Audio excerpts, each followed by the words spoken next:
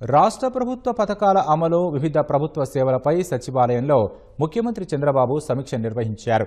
ప్రతి వారం 4 శాఖల పరిధిలో పథకాలు, సేవలపై ప్రజల నుంచి వచ్చే ఫీడ్బ్యాక్ను సమీక్షిస్తున్న సీఎం రేషన్, దీపం 2, ఏపీఎస్ఆర్టీసీ, పంచాయతీ సేవలపై ప్రజాభిప్రాయాలను పరిశీలించారు.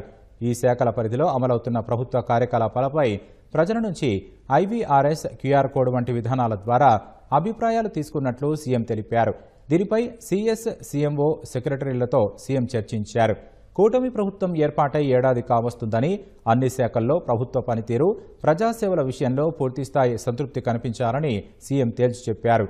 సంక్షేమ పథకాల అమలు, పౌర సేవలు అందిస్తున్న తీరుపై జూన్ 12 తర్వాత ఆకస్మిక తనిఖీలు ఉంటాయని స్పష్టం చేశారు. కొన్ని శాఖల్లో మార్పు వచ్చిందని, అయితే ఆర్టీసీ వంటి చోట్ల ఇంకా సేవల్లో నాణ్యత పెరగాల్సి ఉందన్నారు.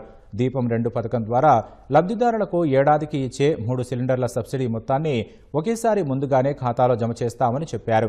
దీపం పథకం లబ్ధిదారుల నుంచి ఏజెన్సీ వాళ్లు కానీ, ఇతర స్థాయిల్లో కానీ ఎక్కడా డబ్బులు అదనంగా వసూలు చేసే పరిస్థితి ఉండకూడదన్నారు.